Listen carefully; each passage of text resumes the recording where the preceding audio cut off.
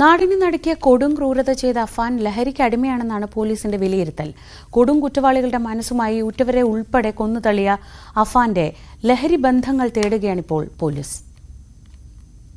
രാവിലെ 10 മണിക്ക് ആരംഭിച്ച കൊലപാതക പരമ്പര നീണ്ടുനിന്നത് വൈകിട്ട് 5 മണിവരെ. പ്രിയപ്പെട്ടവളെയും ഉറ്റവരെയും കൊന്നുതള്ളിയ അഫാന്റെ മനോനിലയ്ക്ക് പിന്നിൽ അമിതമായ ലഹരി ഉപയോഗം തന്നെയാണെന്ന് പോലീസ് സ്ഥിരീകരിച്ചു.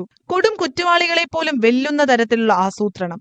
കൂടുതൽ സാമ്പത്തിക പ്രതിസന്ധിയിലായ കുടുംബത്തിൽ നിന്നും ലഹരിക്കുള്ള പണം ലഭിക്കാതെ വന്നു. ഇതോടെ പണം കണ്ടെത്താൻ മറ്റു വഴികൾ തേടി.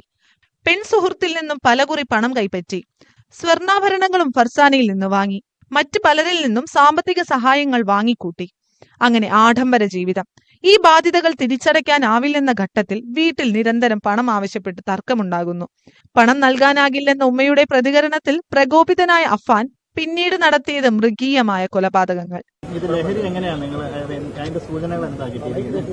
അത് സയന്റിഫിക് എവിഡൻസിന് ശേഷം മാത്രമേ നമുക്ക് എന്താണ് ലഹരി അതിനെക്കുറിച്ചൊക്കെ പറയാൻ പറ്റും. കഴിഞ്ഞ ഒരു മാസമായി താൻ നിരന്തരമായി മദ്യപിക്കാറുണ്ടായിരുന്നുവെന്നും മറ്റു ലഹരി ഉപയോഗം ഇല്ലെന്നുമായിരുന്നു അഫാന്റെ മൊഴി.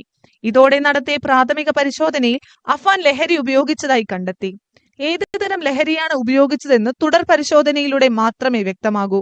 ഒപ്പം ആരാണ് അഫാന് ലഹരി പദാർത്ഥങ്ങൾ നൽകുന്നത്, എങ്ങനെയാണ് ഇവ ലഭ്യമാകുന്നത്, അഫാനൊപ്പം മറ്റാരൊക്കെ ലഹരി ഉപയോഗിക്കുന്നുണ്ട് എന്നടക്കം പോലീസ് പരിശോധിച്ചു വരികയാണ്. News desk, news 18. കഴിഞ്ഞ 72 മണിക്കൂറോളമായി പോലീസിന്റെ നിരീക്ഷണത്തിലാണ് അഫാൻ ഉള്ളത്. ഇയാൾ നൽകുന്ന മൊഴിയൊന്നും പോലീസ് എന്തായാലും മുഖവിലേക്ക് എടുത്തിട്ടില്ല. പക്ഷേ ഇതിൽ കൃത്യമായി എന്ത് സംഭവിച്ചു എന്ന് അറിയുകയും വേണം.